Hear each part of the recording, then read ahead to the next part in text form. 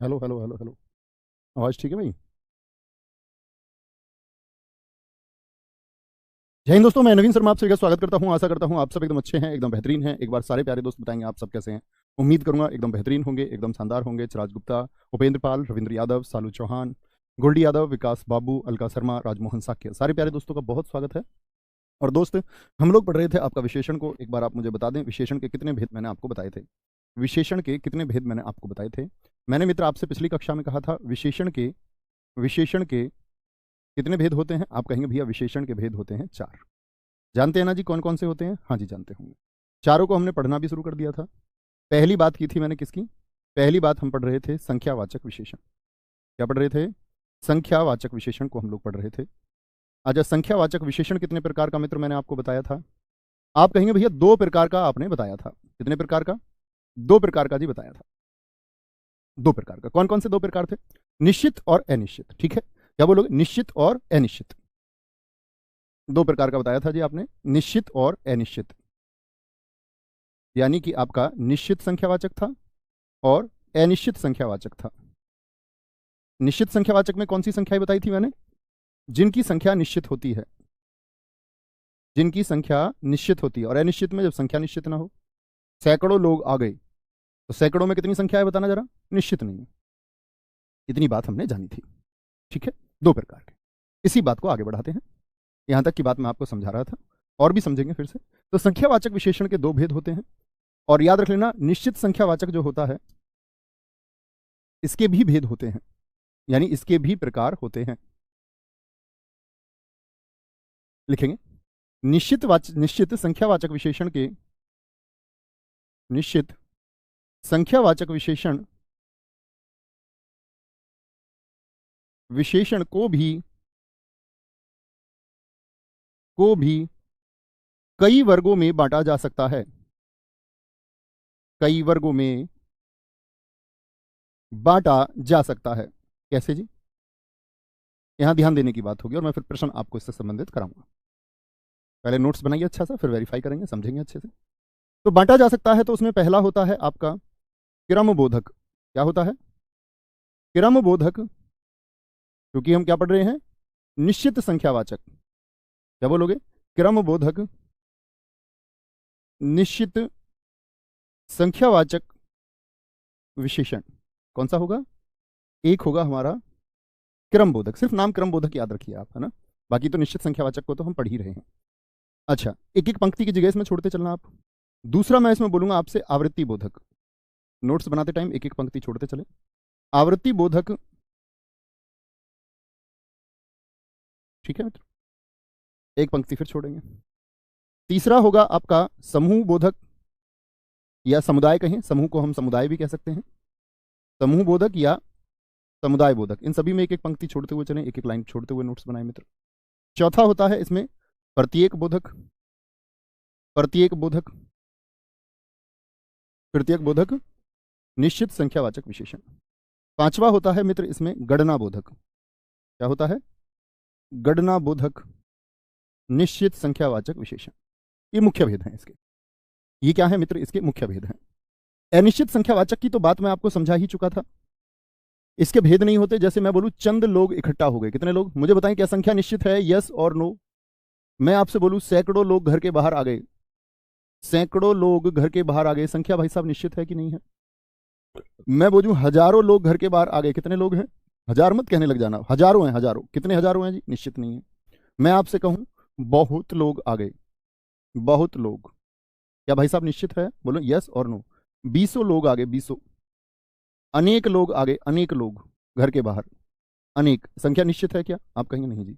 अनगिनत लोग आ गए, अनगिनत लोग आ गए, सही से लिखते थे, अनगिनत लोग आ गए। ठीक है, कितने लोग? अनगिनत लोग। क्या गिन पाएंगे भैया? आप बोलेंगे भैया नहीं। मैं बोल दूं कुछ लोग आए हैं, कुछ लोग, क्या गिन लोगे? भैया कई लोग आए हैं घर के बाहर। निश्चित संख्या का बोध हो रहा है किसी से भी? आप कहेंगे भैया एक निश्चित संख्या का बोध नहीं होता है। अनिश्चित तो समझ में आया, अनिश्चित तो मित्र समझ में आया। ठीक है, नहीं गिन सकते। अब बात आएगी निश्चित संख्यावाचक में क्रम क्या है। ये मैंने एक एक पंक्ति छुड़वाने के लिए आपसे बोला। तो जो क्रम का मतलब होता है आपका, कि जो क्रम बताएगा, जैसे वह पंक्ति में पहला है, उसका स्थान दूसरा है, वह तीसरे नंबर पाएगी, आप भी लिखिए, उसका तीसरा स्थान आया है। ऐसे ही आगे चौथा बोलने का प्रयास करें, जहां पर आप हैं मन मन में बोलिए। पांचवा, छठा, सातवां, आठवां, नवा, 10वां, 11वां, 12वां, 13वां, 13वां। इतनी बात में कोई दिक्कत, कोई परेशानी? इतनी बात में कोई दिक्कत या कोई परेशानी? ठीक है। अब यहां पर आया, क्या बोलोगे जी? आवृत्ति। आवृत्ति क्या होती है? फ्रीक्वेंसी, जो गुने में बताएगी। जैसे 2 गुना, 2 गुना, गुने वाली बात। तिगुना, 3 गुना बोलेगा या बोलेगा तिगुना? आगे बोलिए, आगे और क्या हो सकता है? चौगुना। आगे बोलेंगे भाई साहब 5 गुना, 6 गुना, 6 गुना। हाँ, बोधक और वाचक एक ही बात होती है।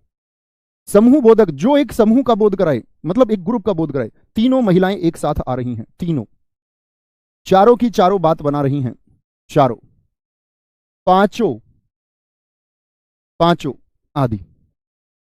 प्रत्येक बोधक में भाई साहब क्या होगा? प्रत्येक बोधक में बात आएगी जब किसी प्रत्येक की बात कर, एक एक आदमी को मारूंगा, एक एक, एक एक हो गया। हर एक आदमी यहां पर भूखा बैठा है, हर एक, हर एक, जिसमें एक का बोध कराए, एक का, एक का। कोई दिक्कत? गणना बोधक, गणना बोधक क्या होगा? गणना बोधक, गणना बोधक में मित्र 2 भेद होते हैं, आप अपनी किताब में नीचे लिखेंगे, फिर हम वापस लौट के आएंगे इन पर। गणना बोधक को भी 2 तरीके से बांटते हैं, आप मैथ पढ़ते हैं तो जानते ही होंगे। गणना बोधक को भी 2 तरह से बांटते हैं। एक तो पूर्णांक होते हैं, मुझे बताएं पूर्णांक कौन कौन से होते हैं? पूर्णांक बोधक होता है इसमें एक, और एक होगा मित्र इसमें अपूर्णांक बोधक। अपूर्णांक बोधक, अपूर्णांक बोधक। पूर्णांक बोधक से मतलब क्या होता है? जब पूर्ण संख्या हो, पूर्ण संख्या, जैसे मैं बोल दूं 1, 2, 3, 4 आदि, पूर्ण संख्याएं। और जब संख्या पूरी ना होकर के कम या ज्यादा हो, जैसे कि हम ले सकते हैं आपका पाव, पाव 250 ग्राम को कहते हैं, हाफ आधा, 1/4 होता है पाव, 1/2 कितना होता है? आधा होता है। पौन होता है 3/3, क्या बोलोगे? 3/4 होता है, पौन हो गया। 1.25 सवा हो गया, सवा हो गया, सवा को क्या बोल सकते हैं हम? 5/4 हो गया। 1.5 बोल सकते हैं, 1.5, 3/2 हो गया, 1.5 आदि। मतलब जब पूर्ण संख्या ना हो, पूर्ण संख्या ना हो, पूर्ण संख्या ना हो। आगे आएंगे। इतना नोट्स बनाया, पहले बना लीजिए, तब आगे की बात करते हैं। राहुल तेवतिया सर की क्लास क्यों नहीं? दोस्त मुझे तो जानकारी नहीं है, मैं तो सीधे स्टूडियो आया हूँ। पॉसिबली वो अपने पिताजी को लेकर गए हों हॉस्पिटल, संभवतः ऐसा हो सकता है। नहीं तो ऐसा नहीं हो सकता कि वो क्लास नहीं लेते। क्लास ना लेने का कारण सिर्फ एक हो सकता है कि वो शायद अपने पिताजी को हॉस्पिटल लेकर गए हों। उनके पिताजी अभी थोड़ा बीमार चल रहे हैं, है ना? लिख चुके, बताएंगे एक बार? इतना लिख चुके। कुछ लोग अभी प्रश्न करने लगे हैं। मित्र प्रश्न अभी करने ही नहीं है, अभी तो सीखा भी नहीं है। प्रश्न आप पहले कैसे पूछ सकते हैं? ध्यान से पढ़ा करो। कोई कह रहा जी 20 संख्यावाचक में आएगा, कोई कह रहा 5 किस में आएगा। मूर्ख हो क्या तुम? है भाई, गंदे बच्चों, सीखने से पहले प्रश्न सिखाने दीजिए। फिर से देखो, मैंने बोला कि जो संख्यावाचक विशेषण है उसके कितने भेद हैं? 2 हैं भैया। एक वो जो गिनी जा सकती हैं संख्याएं, एक वो जो अनिश्चित हैं, जो गिनी नहीं जा सकती। गिनी तो जा सकती हैं लेकिन उनका नंबर हमको निश्चित नहीं मिलता है। जैसे चंद लोग, लोग गिने जा सकते हैं, संख्यावाचक है, लेकिन लोग हैं कितने? चंद हैं, चंद। क्या एक फिक्स नंबर मिला, एक निश्चित संख्या मिली? नहीं। सैकड़ों लोग, हजारों लोग, हजारों, पता नहीं कितना। लेकिन मित्र आप सोचो ना, मैं बोल दूं आपसे 1000 लोग, तो ये क्या हो जाएगा? 1000 लोग क्या हो जाएगा? ये बताना जरा। निश्चित हो गया। अब हजारों निश्चित नहीं है, 1000 निश्चित है। ये नंबर दिखाता 1000, 100, 10 बार, सैकड़ों। लेकिन मैं बोल दूं 1 सैकड़ा लोग मार्केट में खड़े, 1 सैकड़ा का मतलब क्या? 100 लोग हो गए, 100 लोग, बहुत लोग, 200 लोग। एक मित्र हमारे कह रहे हैं 200 आएगा निश्चित में। मूर्ख हो क्या तुम? 200 आदमी आ रहे हैं तो एक नंबर फिक्स नहीं मिला भाई साहब, समझे नटखट बच्चे? तो 20 होगा तो ही निश्चित है। 20 हो गया तो एक अंदाजा हो गया कि पूरे 20 नहीं है, लगभग 20 है, लगभग 20। अनेक निश्चित नहीं हो सकता, एक निश्चित हो सकता है। ठीक है, समझे मेरी बात को? अब समझ में आया कि निश्चित और अनिश्चित का अंतर क्या है। फिर मैंने आपको बताया निश्चित संख्यावाचक, निश्चित संख्यावाचक को मित्र मैंने आपको बांट के बताया। क्रम की बात करें तो क्रम कैसा? पहला, दूसरा, तीसरा। आवृत्ति की बात करें तो गुना, 2 गुना, 3 गुना, 4 गुना। समूह की बात करें तो दोनों, तीनों, चारों, पांचों। प्रत्येक की बात करें तो एक एक होगा, एक एक होगा, एक एक होगा। और गणना की बात करें तो पूर्णांक होगा और अपूर्णांक होगा, अपूर्णांक होगा। अब मैं आपसे प्रश्न पूछने शुरू कर दूं, थोड़ा थोड़ा प्रयास करना बताने का, सीख जाओगे, कोई बड़ी बात नहीं है। वाक्य है, अब समझना। मां ने, पहला वाक्य है, मां ने 3 दर्जन केले खरीदे। पहले मुझे बताओ, केले केले खरीदे, केले खरीदे, ये निश्चित संख्यावाचक है कि अनिश्चित है? और एक बड़ी इंटरेस्टिंग बात बताऊंगा फिर मैं तुम्हें। आप कहेंगे भैया केले 3 दर्जन खरीदे, इसका मतलब 3 और दर्जन, एक दर्जन में कितनी वस्तुएं होती हैं? 1 डजन इक्वल्स टू 12 थिंग्स। एक दर्जन में कितनी वस्तुएं होती हैं? एक दर्जन में 12 वस्तुएं होती हैं। यानी माने 3 दर्जन केले खरीदे तो कितने केले खरीदे? 36। तो 36 क्या है? एक निश्चित संख्या है। पहले निश्चित जानिए, फिर मैं उसका भेद पूछूंगा आपसे। क्या हो गया? अभी तक हम जाने निश्चित की अनिश्चित, पहले हमने जाना है निश्चित संख्यावाचक है। कैसा विशेषण है मित्र? निश्चित की अनिश्चित? भैया जी निश्चित संख्यावाचक है। इंटरेस्टिंग बात यह है मित्र आपकी कि हमारे कुछ दोस्त, या हिंदुस्तान में हम जब बात करते हैं, सभी जगह केले संख्या से नहीं आते। बहुत सी जगह केलों को तोलकर आज भी बेचा जाता है। हमारे कुछ साथी, जब मैं पहले पढ़ा रहा था हिंदी, उनका प्रश्न आया कि भैया हमारे यहाँ अलीगढ़ में केले दर्जन में भी बिकते हैं, गिनती से भी, और किलो में भी केले बिकते हैं। कई हिंदुस्तान की जगह हैं, लेकिन कई जगह पर बच्चे केले कोई वजन में बेचते। इसका मतलब अंतरराष्ट्रीय जो मानक पद्धति 1 डजन इक्वल्स टू 12 थिंग्स, ये कभी गलत नहीं हो सकता। आपके यहाँ बाजार में क्या चलन है उस पर बात निर्भर नहीं होती है। समझे मेरी बात को? तो दर्जन को हमेशा संख्या में लेना है। ऐसे नहीं जी हमारे यहाँ अब्दुल काका तो किलो में देते हैं केले, उसका अंतरराष्ट्रीय मानक है। ठीक है, कोई दिक्कत, कोई परेशानी, कोई भी दिक्कत? आगे आएंगे, यहां आएंगे, क्या बोलेंगे जी? निश्चित संख्यावाचक हो गया। मैं एक और आपको उदाहरण बताता हूं। दूसरा उदाहरण है अ, कक्षा में 30 बच्चे बैठे हैं। बताइए भैया क्या होगा? निश्चित संख्या है कि नहीं है? कक्षा में 30 बच्चे बैठे हैं, 20 बच्चे बैठे हैं, या 30 बच्चे बैठे हैं? बोलो, कोई दिक्कत, कोई नंबर? अच्छा, आगे आएंगे। तीसरा देखिए, तीसरा वाक्य है, वह 8वीं कक्षा में पढ़ता है। वह 8वीं कक्षा में 8वीं कक्षा में पढ़ता है, 8वीं कक्षा में पढ़ता है। चौथा वाक्य मैंने लिखा, वह कई रोटी खाता है, कई रोटी खाता है। बताइए मित्र क्या होगा? वह कई रोटी खाता है। पांचवा वाक्य लीजिए, सिद्धि ने 3 कोट खरीदे, 3 कोट खरीदे। अब देखिए, उत्तर देंगे बड़े आसानी से। क्या बोला मैंने? कक्षा में, या एक और वाक्य लिखते हैं, आकाश में अनगिनत तारे हैं, अनगिनत तारे हैं। बताएंगे मित्र, बड़े अच्छे से उत्तर बताना है। बोले जी। तो कक्षा में 30 बच्चे, तो 30 बच्चे क्या हो गया भैया जी? निश्चित संख्यावाचक हो गया। कोई दिक्कत? वह 8वीं कक्षा में पढ़ता है, तो क्या बता रहा है? 8वीं से बता रहा है क्रम। निश्चित संख्यावाचक हो गया कि नहीं हो गया? अभी सिर्फ इतनी बात करेंगे। वह कई रोटी खाता है, और क्या रोटी की संख्या निर्धारित की गई है? आप कहेंगे जी नहीं, तो कैसा हो गया? अनिश्चित संख्यावाचक हो गया, अनिश्चित संख्यावाचक। कोई परेशानी मित्र इतनी बात में? निश्चित और अनिश्चित का चुनाव कर सकते हैं। हाँ, सिद्धि ने 3 कोट खरीदे, इसका मतलब क्या हो गया? निश्चित हो गया। संख्या निश्चित है, 3 कोट है, फिक्स नंबर है, एक गिन सकते हो, 1 2 3, निश्चित संख्यावाचक है, बताया गया है उसको 3 संख्या को। कोई दिक्कत इतनी बात में? ठीक है जी। आकाश में अनगिनत तारे हैं, अनगिनत तारे, तो अनगिनत तारे हैं, इसका मतलब क्या है? अनिश्चित है।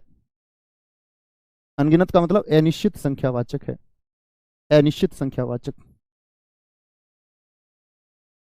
अनिश्चित संख्यावाचक। कोई दिक्कत? क्या हो गए? सर्टेन और अनसर्टेन, निश्चित और अनिश्चित। कोई दिक्कत इतनी बात में जी? अब एक वाक्य पर आते हैं और मैं आपको समझाता हूं, जरा ध्यान से देखना। 7वें वाक्य पर आए। पांचों व्यक्ति एक साथ आ रहे हैं, समझना मेरी बात को, पांचों व्यक्ति आ रहे हैं ऐसे लिख लीजिए, एक साथ की भी आवश्यकता नहीं है क्योंकि सिर्फ वाक्य समझना है। और एक मैंने लिखा 20 व्यक्ति आ रहे हैं, दोनों में अंतर क्या है ये समझना होगा क्योंकि कुछ बच्चे बहुत कंफ्यूज होते हैं, मेरे पास अक्सर प्रश्न आते रहते हैं। 20 व्यक्ति आ रहे हैं क्योंकि आप कहेंगे पांचों भैया आपने समूह में रखा और 20 को आपने कह दिया अनिश्चित। होता है कि डाउट नहीं होता है, बनना भी चाहिए डाउट, बड़ा अच्छा प्रश्न है जी। मित्र आप सोचिए, पांचों आ रहे हैं, इसका मतलब आप क्या कर सकते हैं, संख्या क्या किसका बोध करा रही है, कितने व्यक्ति आ रहे हैं, एक निश्चित संख्या का बोध है, पांचों, 1 2 3 4 5, पूरे 5 ही हैं। 5 से कम या ज्यादा तो नहीं है, बताएं एक बार, 5 से कम और ज्यादा तो नहीं है, ऐसा तो नहीं है 4 आ रहे हैं और कहें कि पांचों आ रहे हैं, या 6 आ रहे हो तो ऐसा तो नहीं कह सकते कि पांचों आ रहे हैं। 5 कहने का मतलब क्या है, 5 कहने का मतलब क्या है कि भैया निश्चित है। निश्चित कितना संख्या का बोध करा रहा है, निश्चित बोध करा रहा है कि भैया 5 ही हैं। क्या है, निश्चित 5 ही हैं। 8 आदमी आ रहे हैं, किसका बोध करा रहा है, आदमी कितने हैं 8। 9 के 9 आदमी आ रहे हैं, 10 के 10 आदमी, 11 के 11 आदमी आ रहे हैं, 12 के 12 आदमी आ रहे हैं उनके घर से, उनके घर में 13 व्यक्ति, 13 के 13 आ रहे हैं, निश्चित है। तो एक निश्चित व्यक्ति का बोध करा रहा है। 20 व्यक्ति आ रहे हैं, 20 क्या ये एक निश्चित संख्या 20 का बोध कराता है, बताएंगे जरा, हां या ना, हां या ना, फटाफट से सारे दोस्त जवाब देंगे। 20 व्यक्ति आ रहे हैं, क्या एक 20 का बोध करा रहा है, आप कहेंगे नहीं भैया 20 से कम या ज्यादा हो सकते हैं। एक भीड़ की तरफ हमने कहा 20 आदमी लाठी लेकर आ रहे हैं, 20, क्या वो 20 है, लेकिन 5 निश्चित का बोध कराता है और 20 अनिश्चित संख्यावाचक का। इसका मतलब क्या हुआ, और अधिक स्पष्ट करे मित्र, तो कहने का मतलब है जब तक संख्या आपको लगे, जैसे कि दोनों और अधिक, रटने वाले बच्चे यहां आए, 3 4 5, कभी 6 तुमने सुना 6 आदमी आ रहे हैं, नहीं, 6 के लिए इस्तेमाल होता है 6 के 6, क्या बोलोगे, 6 के 6 इस्तेमाल होता है।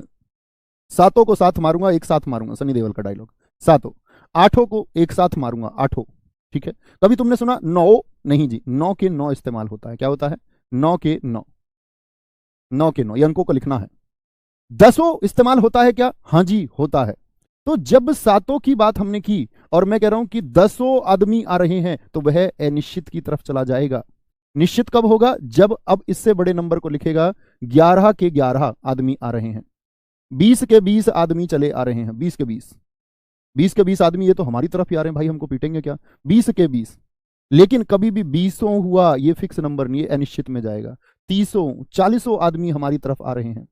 अब मुझे उत्तर दो तुम सारे के सारे, मैंने लिखा एक शब्द 50 आदमी आ रहे हैं।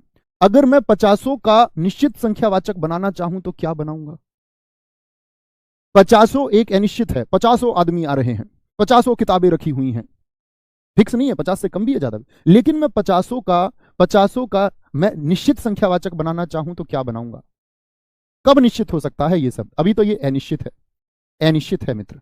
तो आप कहेंगे भैया इसके लिए हमने के लगा करके बनाना होता है, 50 के 50। क्या बोलोगे तुम, किसी घर में, तुम्हारे घर में 50 किताब रखी हैं तो अनिश्चित है। तुम्हारे घर में लगभग 200 किताब रखी हैं, अनिश्चित। तुम्हारे घर में लगभग 1000 किताब रखी, लगभग बोल दिया। तो ये जो ओ शब्द है, 10 से ऊपर जाते ही, 10 की संख्या से ऊपर जाते ही अंकगणित में अनिश्चित का बोध कराता है, एक अंदाजे का बोध कराता है। समझे क्या अंतर रहता है? आज के बाद तो कंफ्यूज नहीं होंगे 5 और 20 में, होना ही नहीं चाहिए। अच्छा वापस आए। अब मित्र इतनी बात मुझे आप बताओ, जैसे मैंने आपसे यहां पर पूछा पहले वाक्य में, मां ने 3 दर्जन केले खरीदे, ये निश्चित संख्यावाचक तो आपने बता दिया सभी ने। आपने कहा था भैया ये निश्चित संख्यावाचक है, मैंने आपकी बात मान ली। मुझे ये तो बता दो निश्चित संख्यावाचक का कौन सा बोध होगा? क्रम का है, आवृत्ति का है, समुदाय का है? कहीं ऐसा तो नहीं एक समूह का बोध कराता हो, प्रत्येक का बोध करा रहा है, प्रत्येक का। ठीक है, अब ये बोलेंगे निश्चित संख्यावाचक होगा मित्र आपका क्या भैया जी, एक पूर्णांक 3 का बोध कराता है। तो कौन सा आप भैया निश्चित तो बताएंगे ही, और मुझे कभी भी आएगा तो आप बताएंगे पूर्णांक बोधक भी है, एक पूर्णांक का बोध कराता है, पूर्णांक। पूर्णांक का। एक हमारे मित्र ने कहा जी 1900 किस में आएगा? बेटा आप संख्या तो करोड़ों में, आप ये सोच रहे हो मैं आपको हर एक संख्या बताऊंगा। अब आपको अपनी बुद्धि और विवेक से सोचना होगा, उसको जागृत कीजिए विवेक को, तभी उत्तर मिलेंगे। रटने के चक्कर में रहोगे तो मजा नहीं आएगा, है ना। यार 1900 किस में आएगा? 20 और 1900 में क्या अंतर हो गया? 1900 आदमी आ रहे हैं सोचिए, कक्षा में 30 बच्चे बैठे हैं, 30 क्या है? निश्चित है। और निश्चित है किसका बोध करा रहा है? एक पूर्णांक का बोध करा रहा है। वह 8वीं कक्षा में पढ़ता, 8वीं का मतलब ही क्या हुआ? क्रम का बोध करा रहा है, क्रम का, क्रम बोधक है। निश्चित तो है ही, 8 है, क्रम बोधक। अनिश्चित का कोई बोध नहीं, क्या बोलोगे? इसका कोई भी भेद नहीं होता। वह कई रोटी खाता है, कई, तो ये तो इसका तो भेद कोई होगा ही नहीं। सिद्धि ने 3 कोट खरीदे, पूर्णांक बोधक। आकाश में अनगिनत तारे हैं, कोई बोध होगा क्या इसका? कुछ बोध और होता है इसमें, भेद का कोई बोध है नहीं जी, भेद होगा ही नहीं। 5 व्यक्ति, ये क्या हो गया? ये समुदाय का बोध करा रहा है, किसका? समुदाय का। और अनिश्चित का कोई भेद होगा ही नहीं। बात समझ में आई? बोलेंगे कोई दिक्कत, कोई परेशानी? अंतिम वाक्य आपसे पूछना चाहूंगा, जरा ध्यान से देखना। आ गया, जलैया वाला हत्याकांड में, जलैया वाला बाग हत्याकांड में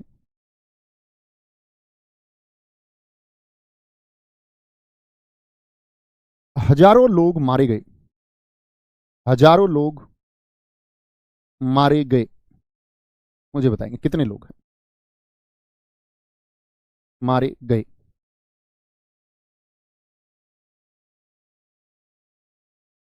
जलैया वाला बाग में,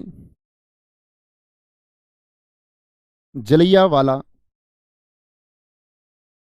बाग हत्याकांड में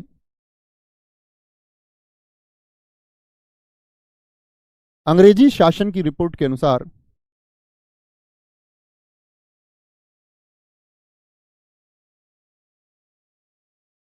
रिपोर्ट के अनुसार रिपोर्ट के अनुसार लगभग लगभग 390, 400 नंबर ले लीजिए तभी भी एक ही बात रहेगी, लगभग 400 लोग मारे गए। दोनों वाक्यों का अंतर बताएं मुझे, और तीसरा लिखें। जलियांवाला बाग हत्याकांड में अंग्रेजी शासन की रिपोर्ट के अनुसार 388 लोग 88 लोग मारे गए। अनुसार 388 लोग मारे गए। तीनों वाक्यों को देखिए क्या बोलेंगे। तो जलियांवाला हत्याकांड में कितने लोग? हजारों लोग। क्या मित्र यहां पर हजार का बोध यानी निश्चित संख्या बताइए, क्या 1000? आप कहेंगे नहीं जी, तो अनिश्चित है, हजारों एक आंकड़ा मात्र है, फिक्स है ही नहीं, अनसर्टेन है, अनिश्चित। तुमको उनके पर्स में हजारों रुपए मिले तो कितने हैं वो? हजारों। ऐसा तो नहीं बोल रहा 5000 मिले, अनिश्चित संख्यावाचक है। अंग्रेजी शासन की रिपोर्ट के अनुसार बहुत सारे लोग क्या करते हैं कि 400 देखा और निश्चित मान लिया, लेकिन ये भी आपको देखना होगा आगे। लगभग 400 यानी पक्का 400 नहीं है, ऊपर या नीचे हो सकते। लगभग 400 का मतलब हो गया अनिश्चित है। जब तक आपको फिक्स नंबर ना दे दे और उसके आसपास कोई अंदाजा ना, जैसे अंदाजा लगा रहा है लगभग 400, लेकिन यहां पर 388 लोग लगभग में नहीं बोल रहा, निश्चित एक फिक्स नंबर कह रहा है, तो ये मित्र क्या हो गया? निश्चित हो गया, निश्चित संख्यावाचक हो गया, निश्चित संख्यावाचक हो गया। बात को समझे या नहीं समझे? इतने में तो समझ आ जाना चाहिए, किसी भी मूढ़ बुद्धि को समझ आ सकता है, फिर आप तो होशियार लोग हैं समझे? आ गया। अब चलते हैं हम अविशेषण के अपने अगले भेद की तरफ। और अगला भेद कौन सा था जरा बताएंगे एक बार?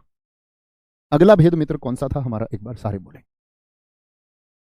देखो एक हमारे मित्र ने लिख दिया है 10वें वाक्य में निश्चित हो जाएगा। ये इतनी देर से सो रखे थे। यही अशुद्धियां होती हैं।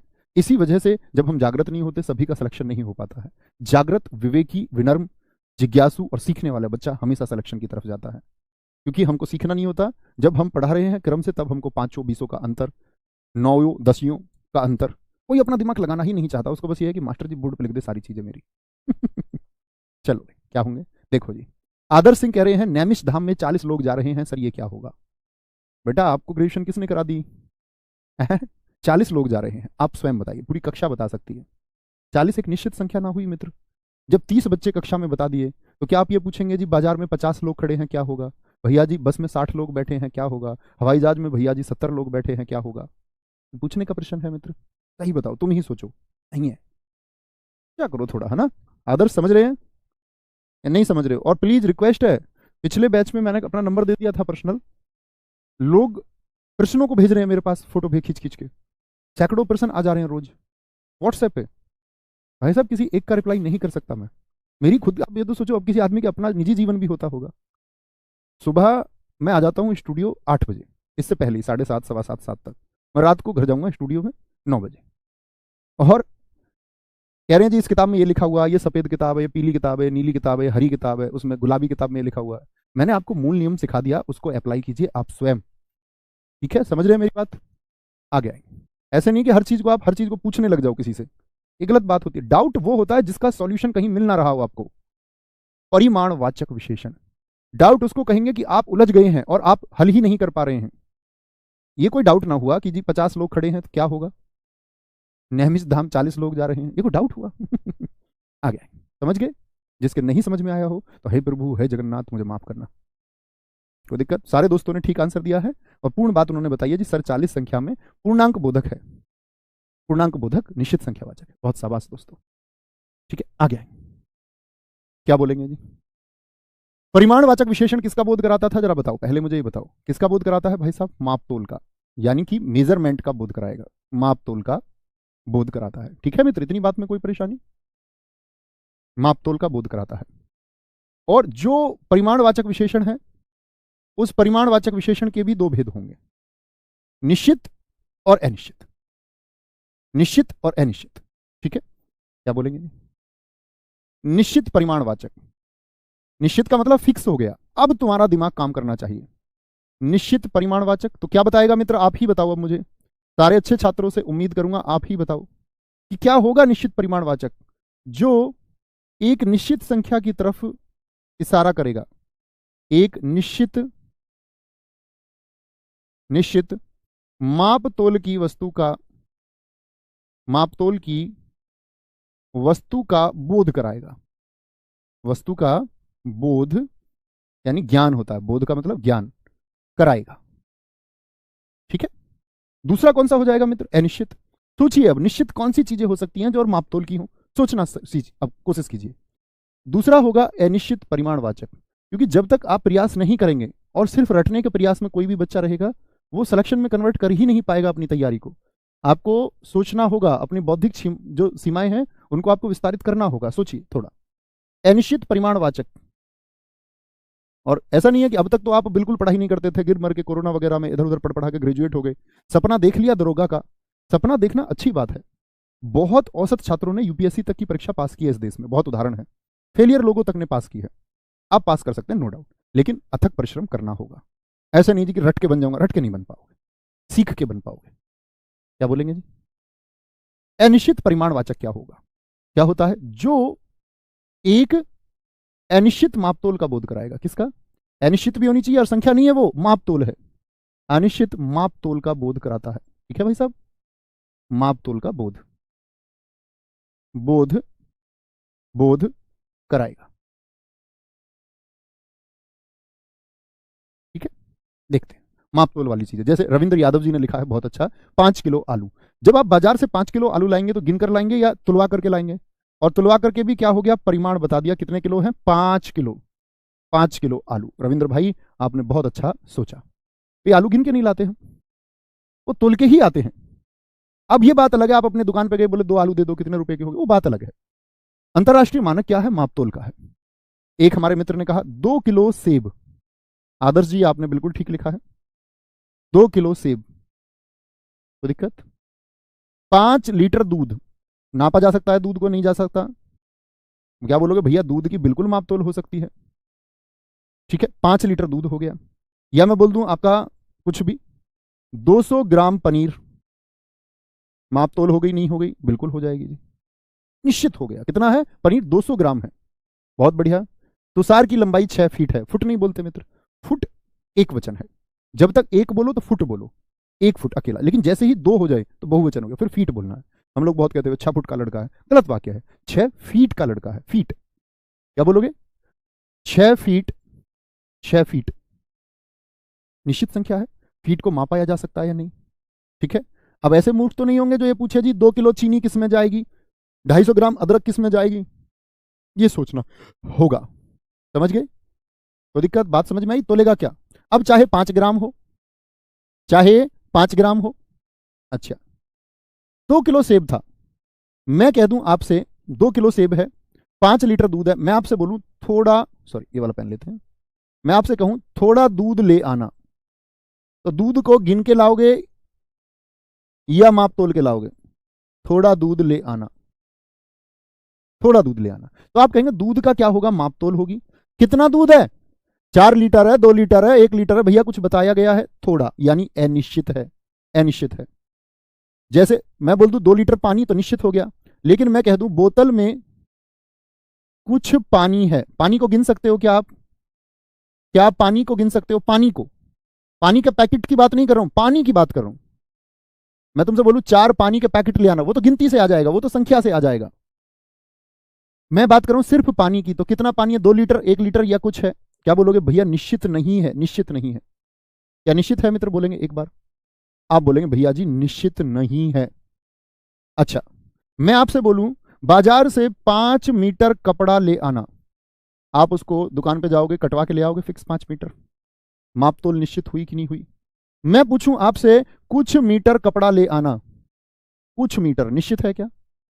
कुछ मीटर कपड़ा, कपड़ा ले आना, ले आना निश्चित है मित्र। एक और वाक्य देखिए, मैंने कहा खुदाई में, सोने की खुदाई हो रही थी खान में, खुदाई में 1 टन सोना मिला, 1 टन सोना मिला, सोना, गोल्ड। 1 टन का मतलब समझते हो ना? 1 ton equals to 1000 kg, 1000 kilo. तो निश्चित हुआ 1 टन या नहीं हुआ? हाँ जी हो गया, बिल्कुल हो गया। लेकिन मैं आपसे बोलूं मित्र, बहुत ध्यान से देखना, बहुत ध्यान से। खुदाई में, और एक अध्यापक का कार्य है बच्चे को जिज्ञासु बनाना। हिंदी में आपके सामने हिंदी को लोग ऐसे पुट कर देते हैं कि बच्चा सोच ही नहीं पाता, जिज्ञासु ही नहीं हो पाता। मैं भी आपको 2-2 उदाहरण ऐसे ही मात्र दे सकता हूं कि आप कुछ सोच ही नहीं पाएंगे अतिरिक्त, और आपको लगेगा बेहद आसान, वाओ वाओ जैसी फीलिंग आएगी आपको भी। लेकिन वाओ जैसी फीलिंग लानी नहीं है, इस पर थोड़ा सा जोर देना है। खुदाई में, खुदाई में टनों सोना मिला, टनों सोना, टनों सोना। तो भैया कितना टन बताना? टनों है भैया, निश्चित ही नहीं बताया। 2 टन, 4 टन, 8 टन, 100 टन, यार टनों, टनों। मुझे बताएंगे, निश्चित की बात करेंगे। 5 ग्राम नमक क्या होगा? निश्चित है कि नहीं है? 5 ग्राम नमक निश्चित है कि नहीं है? बिल्कुल है जी। लेकिन मैं बोल दूं थोड़ा सा नमक, निश्चित है क्या? थोड़ा सा नमक, चुटकी भर नमक, चुटकी भर नमक, इत्तू सा नमक, माप तोल सकते हैं नमक को? कोई दिक्कत, कोई परेशानी? अब एक वाक्य लिखने जा रहा हूं, थोड़ा सा बताना। 1 किलो प्यार, 1 किलो प्रेम, इसमें आ जाएगा या नहीं आएगा? सिर्फ इतना बताओ, यस और नो। बात समझ गए? कोई दिक्कत, कोई दिक्कत, कोई परेशानी? भैया प्रेम को मापा और तोला नहीं जा सकता, नापा या तोला नहीं जा सकता। भैया 1 गिलास पानी किसमें आएगा? बेटा वहां गिनती कर दी आपने, 1 गिलास पानी, वो संख्यावाचक है, वो परिमाणवाचक है ही नहीं। मैं आपसे बोलूं 4 गिलास पानी ले आओ, तो क्या आप माप तोल के लाओगे? मैं बोल दूं 1 गिलास दूध ले आओ, तो वो गिनती हो गई, वो एक संख्या हो गई। चुटकी भर सिंदूर की कीमत तुम क्या जानो? कितना है ये? अनिश्चित है। ठीक है, सब लोगों ने बोला नहीं नहीं, नो नो नो नो, तो और कुछ कह रहे हैं हाँ, इनकी नजर में प्यार को मापा तोला जा सकता। तो तुम्हारी जो पत्नी होगी वो तुमसे करेंगी 250 ग्राम इश्क, ठीक है, और तुम उनसे करना 500 ग्राम इश्क।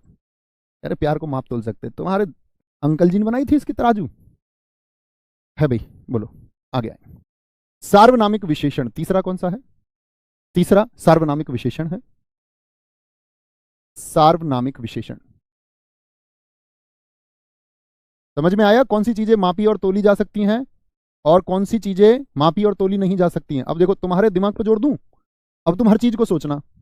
जैसे मैं तुमसे बोलूं बाजार से 1 टीन तेल ले आना, 1 टीन तेल ले आना, 1 टीन तेल किस में आएगा? आप कहेंगे तेल को मापा तोला जाएगा।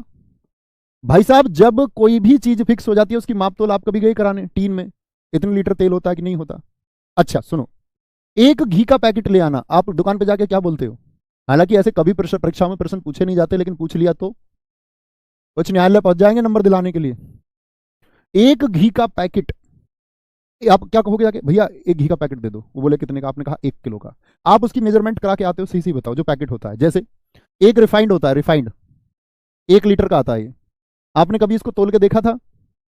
एक रिफाइंड का पैकेट आपने कभी इसको तोल के देखा था कि इसमें आपका कितना? 1 लीटर।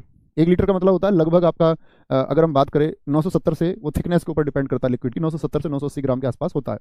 आपने कभी तोला था? अच्छा जी, या गिन के लाए थे? मैं आपसे बोलूं एक रिफाइंड का पैकेट हो गया, मैं बोलूं एक दूध का पैकेट आप लेके आए आधा किलो, दूध का पैकेट आप तुलवा के लाए थे कि इसमें आधा किलो दूध सच में है कि नहीं है? कहीं झूठ तो नहीं बोल रहा? आधी किलो भैया तोल के दे दो ये पैकेट, मैं नहीं मानता 1 किलो दूध इसमें है। आधी किलो दही का पैकेट, आपने कहा आधी किलो दही का पैकेट दे दो, तुलवाया था आपने? कभी नहीं। सच सच बताना और फिर मेरी बात सुनना। क्या बोलोगे? आप कहोगे भैया इन चीजों पर पहले से ही मार्क होता है, पहले से ही अंकित होता है कि इनका वजन कितना है, पहले से ही अंकित है। वह जिम्मेदार ही नहीं है उस वजन के लिए। जिम्मेदार कौन है? वह कंपनी जो निर्माता कंपनी है। नहीं पालन करेगी तो उपभोक्ता अधिकार के नियम, जो अधिनियम है उसके अंतर्गत आएगी, उत्पादन के नियमों के अंतर्गत आएगी। तो आप कहेंगे भैया जिस पर पहले से ही मार्क है या पहले से ही अंकित है, उन चीजों की कभी मापतोल नहीं होती। वो किससे आती हैं? गिनती से आती हैं। गिनती से आएंगी यानी कि संख्या से आती हैं, गिनती से आती हैं। तो कभी इनको आप परिमाणवाचक लिखना ही मत। किससे आएंगी? गिनती से। गिनती का अर्थ संख्या से आती हैं। अब आप कहो ये किस में आएगा, वो किस में आएगा, तो उदाहरण हजारों हो सकते हैं। क्या बोलोगे? कोई दिक्कत? ये सारी चीज समझे? तो मैंने आपको बताया एक संख्या के बारे में, एक संख्या, तो एक दूध तो होता नहीं। अब यहां बात है कि भैया अगर संख्या है, एक रिफाइंड का पैकेट तो होता नहीं, एक घी का पैकेट तो हमेशा क्या होगा? घी का एक पैकेट। तो गिनती किसकी हो गई? वो पैकेट की गिनती होती है। हम इसको समझते हैं एक घी का पैकेट। रिफाइंड का एक पैकेट होता है, या रिफाइंड का, या एक रिफाइंड का पैकेट, रिफाइंड का एक पैकेट। एक दूध का पैकेट होता है या दूध का एक पैकेट होता है। तो ये क्या है? ये गिनती है। आधी किलो दही पैकेट, दही का आधी किलो का पैकेट ये होगा। एक टीन तेल, या टीन का क्या बोलो, टीन का एक तेल नहीं, ये एक टीन ही होगा। यानी संख्या होती है किसकी? वस्तु की, वस्तु की, वस्तु की, वस्तु की। समझे मेरी बात? मैं क्या समझाना चाह रहा हूं? मेरी बात समझे कि ये कभी परीक्षाओं में आएंगे नहीं, इतनी गहराई से उसको भी पता, वो कभी पूछेगा नहीं, लेकिन आपको अपने दिमाग को बच्चे सोचाने को या सोचने को गाइड करना होगा। ठीक है? वो आपको गाइड करना ही होगा कि कौन सी चीज गिनती से और कौन सी चीज वजन से आती है। अब दूधिया से दूध क्यों तुलवाते हैं? क्योंकि कोई अन्य व्यक्ति जिम्मेदार नहीं हो सकता, कोई निर्माता कंपनी नहीं है, तो उससे तो दूध तुलवा के ही लेना पड़ेगा। ठीक है, कोई दिक्कत? आगे चले। सार्वनामिक विशेषण यहां कल से पढ़ेंगे। इसके दो भेद होते हैं, अभी लिख लीजिए। सार्वनामिक विशेषण मैंने सर्वनाम में भी पढ़ा था, एक बार पढ़ के आना कल, है ना? याद रख लेना, दो मुख्य भेद हैं इसके। एक होता है आपका मौलिक सार्वनामिक विशेषण। क्या होगा? मौलिक, जिसको हम मूल सार्वनामिक विशेषण कहते हैं। मूल सार्वनामिक विशेषण पढ़ रहा है दिमाग पर थोड़ा बहुत जोर या नहीं? इसे इंटरेस्ट से सीखिए, लगेगा कि हाँ कुछ सीख रहे हैं। एक है यौगिक सार्वनामिक विशेषण। यौगिक सार्वनामिक विशेषण, तो इसके भेद और इसके बारे में मित्र हम जानेंगे। ठीक है, समझे? कोई दिक्कत? भैया पूर्णांक बोधक और क्या पिछले दिखाओ, अपूर्णांक और अनिश्चित संख्यावाचक में कैसे पहचान होगी? मित्र आप स्वयं सोचिए ना। अनिश्चित और अपूर्णांक को आपने कैसे ही जोड़ दिया। संख्या होगी कि 300 आदमी आ रहे हैं, 300 आदमी, तो वह तो हो गया अनिश्चित, कोई भेद ही नहीं है। अपूर्णांक तो मैंने आपको बताया, आधा टमाटर लाओ, आधा टमाटर, समझे? तो वो टमाटर क्या है? उसकी संख्या है। अभी तुम उसको माप तोल के तो लाओगे नहीं, आधा टमाटर लाओगे का मतलब कि गिनती से आएगा, आधा है तो अपूर्णांक है। आपने दो को जोड़ ही क्यों दिया? उनको, उनका कोई संबंध ही नहीं है। बहुत सारे दोस्तों ने लिखा, अर्जुन सिंह, लक्ष्मी सिंह, संदीप जी, उन्होंने लिखा है कि सार्वनामिक विशेषण होता है सर्वनाम के तुरंत बाद संज्ञा। चलो भैया अपना फोन नंबर यहाँ भी दे दो। भैया 70,000 बच्चे हैं, मैं किसकी रिप्लाई करूंगा? मैं अपना नंबर खुद ही बदलने जा रहा हूँ, इतना परेशान कर दिया बच्चों ने। मैंने डीएनडी पे भी फ़ोन लगा लिया, व्हाट्सएप पे कॉल करते रहते मैं, मतलब इतने फ़ोन उस पे आते हैं। मैंने बच्चों से पिछले बैच में ये कहा था यूपीएसआई में, भाई साहब मैं आपसे विनम्र प्रार्थना करता हूँ कि जब आपको दुनिया में कोई सॉल्यूशन नहीं मिलेगा तब आप मेरे पास आना, नहीं तो कोशिश करना। बच्चे पूछ रहे मेरी क्लास नहीं चल रही, मेरा कोर्स नहीं चल रहा, जिसका उत्तर क्या होगा, उसका क्या होगा। मतलब बच्चों ने समझा ये आदमी 1000-2000 आदमियों से काम करवा रहा होगा अपने व्हाट्सएप पे। सब भूल जाते हैं क्योंकि उनको मतलब नहीं है कि गाइडेंस क्या दी जा रही है, क्या पालन करना है। ना द्रोणाचार्य बचा है, द्रोणाचार्य तो वैसे भी लालची है। अब एकलव्य बिल्कुल नहीं बचे, है ना, कि वो पालन ही कर पाए। और अब तो ज़्यादातर गुरु बहुत सारे बोलते हैं कि मेरे गुरु द्रोणाचार्य है। द्रोणाचार्य जैसे गुरु नहीं होने चाहिए, समझ रहे हैं आप। जो किसी बढ़ते हुए व्यक्ति का कि उसकी प्रसिद्धि ना हो, क्योंकि द्रोणाचार्य को भी आप समझ सकते हो उनकी रिस्पॉन्सिबिलिटीज राजघराने से थी। राजघराने को जवाब देना पड़ता कि कैसे ही तुमने हमारे बच्चों को आगे नहीं बढ़ाया। एक भील बच्चा, जंगल का बच्चा, शूद्र बच्चा कैसे आगे पहुंच सकता है अर्जुन से। नो डाउट अर्जुन एक बहुत शानदार धनुर्धर है। तो कहने की बात है कि आप पालन करना सीखिए, सही व्यक्ति का कम से कम पालन करना सीखिए। हो सकता है मैं सही व्यक्ति ना हूं, किसी सही व्यक्ति का चुनाव कीजिए और पालन कीजिए। कोई रात को 2 बजे ही फोन कर देता, कह रहा एक मैंने उठा लिया, मैंने भाई ये टाइम होता, कह रहा हमारी वजह से ही तो हो आप। मैंने कहा अच्छा मुझे पता नहीं, मैं सोचता था मैं अपने माता पिता की वजह से हूँ। मैंने कहा अच्छा तुम्हारी वजह से हूँ, मुझे आज पता चला भाई। ऐसा नहीं करना है किसी को, है ना। फिर वही अंतिम सॉल्यूशन वही बचा, नंबर चेंज करने का, और कुछ बचा नहीं। ख्याल रखिए। जय हिंद, जय भारत, जय मां सरस्वती। मिलते हैं कल की क्लास में। Bye bye, take care.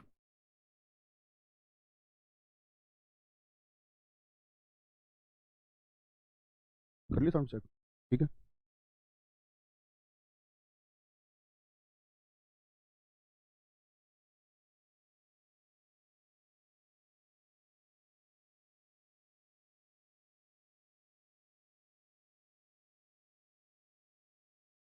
जय हिंद दोस्तों, मैं नवीन शर्मा आप सभी का स्वागत करता हूं। आशा करता हूं आप सब एकदम अच्छे हैं, एकदम बेहतरीन हैं। एक बार सारे प्यारे दोस्त बताएंगे आप सब कैसे हैं।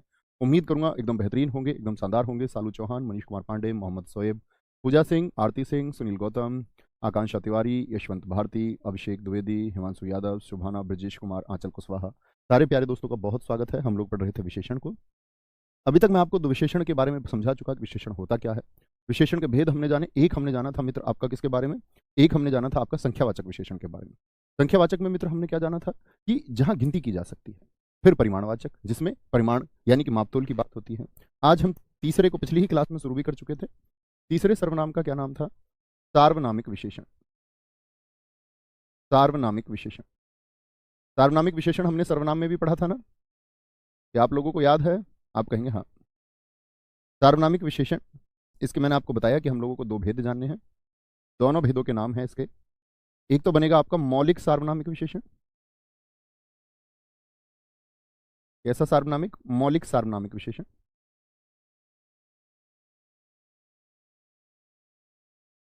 और एक होगा यौगिक यानी कि संयुक्त सार्वनामिक भी जिसको हम कहते हैं। यौगिक सार्वनामिक विशेषण को, यौगिक सार्वनामिक विशेषण को मित्र हम संयुक्त सार्वनामिक विशेषण भी कहते हैं। ठीक है, आ गए। सार्वनामिक विशेषण होता क्या है ये समझना। अगर मैं बात करूं सार्वनामिक, मौलिक सार्वनामिक विशेषण, तो इससे पहले आपको मुझे बताना होगा कि सर्वनाम शब्द कितने होते हैं। सर्वनाम शब्दों की बात हमने की थी मित्र, बताएंगे क्या मैं एक सर्वनाम शब्द है कि नहीं है। मैं और हम आपका किसमें, आपका उत्तम पुरुषवाचक में आपने इस्तेमाल किए कि नहीं किए। अच्छा, मध्यम पुरुषवाचक सर्वनाम में आपने कौन कौन से इस्तेमाल किया था, क्या बोलोगे जी, तुम होता, इससे आप और तू भी बनते हैं। और आपका अन्य पुरुषवाचक में कौन से होते थे, यह वह, ये वे, यह वह, ये वे। और अनिश्चयवाचक सर्वनाम कुछ और कोई, कुछ और कोई। मित्र उम्मीद करूंगा आप सबको ध्यान होंगे। हाँ जी ध्यान है। तो अगर सर्वनाम शब्द को ऐसा का ऐसा ही ले लिया है, यानी कि सर्वनाम शब्द को ऐसा का ऐसा ही ले लिया है, जैसे यह वह, मूल है, मूल कोई परिवर्तन नहीं हुआ है। यह वह, ये वे, हम हो सकता है आदि, यानी कोई परिवर्तित किया। क्या कोई कारक विभक्ति मैंने ली, आप कहेंगे नहीं। यौगिक सार्वनामिक यानी संयुक्त सर्वनाम होते ही क्या हैं, जो कुछ जोड़ के बनाए जाते हैं। जैसे यह से बना दे इसका, तो रूप परिवर्तित हो गया। वह से बना देते हैं उसका, उसका क्या बोलेंगे। जैसे आप यहां देख सकते हैं जो होता है, जो और सो सर्वनाम शब्द थे, लेकिन हम बोलते जैसा और वैसा। जैसा ये क्या है, ये रूप परिवर्तित शब्द हो गया। ऐसा, वैसा, यानी सर्वनाम को मूल शब्द के अलावा, मूल शब्द के अलावा किसी अन्य रूप में, जैसे एक हमारे प्यारे दोस्त ने लिखा है बबीता कुमारी जी लिखती हैं कौन और क्या सर्वनाम है, तो वो क्या है, वो प्रश्नवाचक सर्वनाम, मूल सर्वनाम है। भाई रहने दो, मत छेड़ो बार बार, ऐसे ही रहने दो जैसा ही है। क्या बोलोगे, मूल सर्वनाम कौन कौन से होंगे? जैसे कौन और क्या, वह 11 सर्वनाम शब्दों में आ जाते हैं, ठीक है, या अन्य भी जो मूल रूप है जिसकी प्रकृति बदल, लेकिन उसके साथ हम कोई कारक विभक्ति, जैसे हमसे क्या बनाते हैं, हमारा, तो हमारा क्या होगा, हमारा यौगिक सर्वनाम होगा हमारा।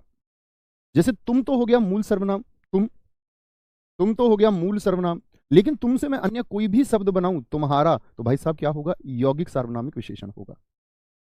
आगे आते हैं, ये सीख क्यों रहे थे हम, मुझे कुछ उदाहरण बताइए मित्र, जो मैंने आपको बताए थे सर्वनाम में भी सार्वनामिक विशेषण क्या होता है, ये बात याद है ना, क्या होता है, सर्वनाम का पड़ोसी क्या होता है, सर्वनाम का पड़ोसी संज्ञा शब्द होता है।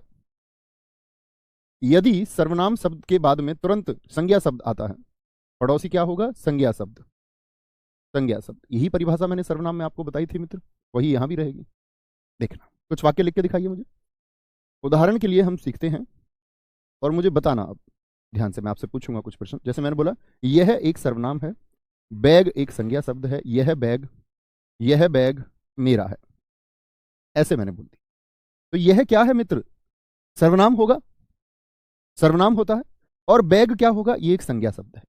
यानी सर्वनाम का पड़ोसी क्या हो गया, वाक्य की शुरुआत में यदि सर्वनाम के बाद में तुरंत बाद में संज्ञा शब्द आ जाए, संज्ञा शब्द आ जाए, जैसे आप भी लिखिए एक वाक्य, यह घर मेरा है, ये मैं आपको सिखा चुका था, अब तुमसे उम्मीद करता हूं कि आप सीख के अब उत्तर देंगे। वह मोबाइल, वह एक सर्वनाम शब्द है, मोबाइल एक जातिवाचक संज्ञा है, वह मोबाइल तुम्हारा है। अब मित्र आप सर्वनाम समझ सकते हैं ना सभी, अब ऐसा तो कोई नहीं है कि सर्वनाम ना जानता हो, ये सर्वनाम हो गया। घर क्या है, वह जातिवाचक संज्ञा है, सर्वनाम है, और मोबाइल जातिवाचक संज्ञा है। चौथे वाक्य पर आए, ऐसा घर बनाना है, ऐसा घर बनाना है। चारों वाक्यों को मित्र देखिए आप बड़े ध्यान से, बहुत ध्यान से देखो, और मुझे बताओ ये चार विकल्पों में से कौन सा विकल्प है जिसमें यौगिक सार्वनामिक विशेषण का प्रयोग हुआ है, यौगिक सार्वनामिक विशेषण का प्रयोग हुआ है, यौगिक सार्वनामिक विशेषण का प्रयोग हुआ है। इन चारों का खा गा घा में से कौन सा होगा, तो क्या कहेंगे, भैया सर्वनाम अपने ही रूप में कोई परिवर्तन नहीं, सर्वनाम वह, ऐसा कोई सर्वनाम होता है क्या, ऐसा, ऐसा तो बनता है, निर्माण किया गया है, तो निर्माण किया गया है, यानी इन सभी में क्या है, इन सभी में मौलिक सार्वनामिक विशेषण है, मौलिक सार्वनामिक विशेषण हो गया, यानी बदला हुआ रूप नहीं है, विभक्ति वाला रूप नहीं है, सॉरी, मौलिक सार्वनामिक विशेषण हो गया। मित्र कोई दिक्कत है, बड़ी आसान सी बात है, बड़ी आसानी से समझ में आती भी होगी। यहां भी यह में कुछ नहीं, वही कॉन्सेप्ट, वह में कुछ नहीं, वही, लेकिन यहां पर क्या हो गया, यौगिक हो गया। समझ गए कहां पर यौगिक होगा और कहां पर मौलिक होगा, कोई दिक्कत कोई परेशानी इतनी बात में। विकल्प डी बताया, कुछ दोस्तों ने मेरे ने कहा है वह, कुछ मेरे भाइयों ने कहा है वह, अब मुझे नहीं पता इन्होंने वह क्यों कह दिया या गै क्यों कह दिया, कुछ मेरे भाइयों ने गै उत्तर दिया है, ज्यादातर ने तो गै दिया है, लेकिन फिर भी काफी मैं नंबर देख रहा हूं ऐसे बच्चे हैं जो गै दे रहे हैं। मित्र सोचना आपने गै क्यों दे दिया, इतनी देर से मैंने क्या सिखाया आपको, क्या आप लोगों ने सर्वनाम को नहीं पढ़ा अभी, सर्वनाम में मैंने आपको बताया था अन्य पुरुषवाचक में यह वह ये वे ये अन्य पुरुषवाचक होते हैं। हो सकता है कुछ लोगों ने ध्यान यहां दे दिया हो, यहां पर इस सर्वनाम की बात ही नहीं होती है। जब कभी हम सार्वनामिक विशेषण पढ़ते हैं तो हमको अर्थ होना चाहिए किससे, सर्वनाम से और संज्ञा से, सर्वनाम से और संज्ञा से, यानी इस सर्वनाम पर ध्यान देना है, इस सर्वनाम पर ध्यान देना है, इस सर्वनाम पर ध्यान देना है, यही तुम्हारी गलती होती है। बाकी सारे मित्रों ने ठीक उत्तर दिया था, गे वाले बच्चों गलती नहीं करनी है, बहुत ध्यान से पढ़िए मित्र, इतनी आसान चीज को भी अगर आप बहुत ध्यान से नहीं समझेंगे तो यही चीजें हैं जो नंबर कटवा देती हैं, ठीक है, बहुत बढ़िया। सर आर में कैसे क्वेश्चन पूछे जाते हैं, आप यूपीएसआई करते रहिए, प्रीलिम्स के लिए आपको अतिरिक्त मेहनत करने की आवश्यकता नहीं है। अगर हमारा सिलेबस पहले हो गया आप देखोगे आप कमाल करके आओगे प्रीलिम्स में भी। बाकी लिखित परीक्षाओं के लिए जो निबंध और पत्र लेखन आदि हैं वह तो आपको करने भी होंगे, कोई नहीं कीर्ति राणा जी, हाँ भैया मैंने भी गलत किया, कोई नहीं, आगे से नहीं करना है। यहाँ जो चाहे गलती आप कर लें, यहाँ जो चाहे आप करना चाहें वो कर लें, लेकिन मुख्य परीक्षा में गलती नहीं होनी चाहिए, उसी के लिए हम लोग सीख रहे हैं। चौथा विशेषण कौन सा था हमारा, गुणवाचक विशेषण, गुणवाचक विशेषण। अच्छा, गुणवाचक विशेषण सिखाने से पहले मैं आपसे 2-3 प्रश्न पूछना चाहूंगा, ये बाद में सिखाता हूं। 2-3 प्रश्न मैं आपसे पूछना चाहूंगा। जैसे एक वाक्य मैंने लिया, दोनों भाइयों में बहुत प्रेम है, इसमें कौन सा विशेषण होगा ये बताओ, दोनों भाइयों में बहुत प्रेम है, जो अब तक आप सीख चुके हैं उसके अनुसार बताना है। संख्यावाचक है या फिर आपका परिमाणवाचक है या सार्वनामिक है, ये बताना है आप लोगों को। बाजार से 2 किलो गेहूं ले आना। 2 किलो गेहूं ले आना। तीसरा, वह आदमी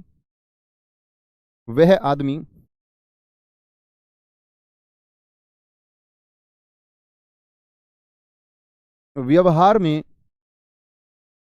ठीक है। उम्मीद करूंगा जितनी चीजें आपने जानी होंगी। चलो, मैंने कहा अब तक जितना आपने सीखा वो बता दीजिए। दोनों भाइयों में बहुत प्रेम है, कहीं संख्या का बोध हुआ? आप कहेंगे हाँ भैया जी, दोनों में संख्या का बोध होता है। दोनों दोनों किसको दर्शाता है? एक समुदाय को, यानी संख्यावाचक हुआ या नहीं हुआ? दोनों है तो निश्चित भी है, निश्चित भी है, दो संख्या बता रहा है, दोनों भाई। और कैसा है निश्चित में भी? निश्चित तो है ही, उसके साथ भैया समूहवाचक या समुदायवाचक भी है, एक समुदाय का बोध भी कराता है। समुदायवाचक बोले या समुदाय बोधक बोले, एक ही बात है। बाजार से 2 किलो गेहूं ले आना, क्या माप तोल के आएगा गेहूं या गिन के लाओगे? परिमाण, क्या बोलोगे? परिमाणवाचक हो गया भैया, परिमाणवाचक हो गया जो हमने अब तक जाना। अच्छा, परिमाणवाचक निश्चित है कि अनिश्चित है? आप कहेंगे भैया ये तो निश्चित ही हो गया, निश्चित ही, बोध इसके या भेद इसके होते नहीं। वह आदमी, तो वह एक सर्वनाम हो गया, आदमी एक संज्ञा शब्द हो गया। तो हमने बोला कौन सा? मौलिक सार्वनामिक विशेषण है। 3 अब तक हमने जाने, इसमें निश्चित अनिश्चित कुछ भी हो सकता है। हो सकता है भाई साहब या नहीं? बिल्कुल हो सकता है। तो भैया जी एक बात मुझे आप बताओ, इन तीनों को अगर आप आसानी से पहचान सकते हैं तो चौथा गुणवाचक ही हो जाएगा। कभी भी आपको कंफ्यूजन हो, देखना संख्यावाचक तो नहीं, परिमाणवाचक तो नहीं, सार्वनामिक तो नहीं, चौथा गुणवाचक होता है। फिर इस दुनिया की सारी चीजें, दुनिया की सारी तारीफें किधर चली जाएंगी? गुणवाचक में चली जाती हैं। गुणवाचक विशेषण समझेंगे। गुणवाचक विशेषण, नाम से तो लग रहा होगा गुण, क्या बोलोगे? यह है किसी संज्ञा या सर्वनाम, संज्ञा या सर्वनाम की सिर्फ गुण नहीं, गुण, दोष, आकार, अब बाकी बचा हुआ सब कुछ, रंग, यानी गुण भी होगा तो दोष भी होंगे। मैंने कहा था कि गुण ऐसा नहीं है कि सिर्फ आप क्वालिटीज गिने, तो बैड क्वालिटीज भी होती हैं।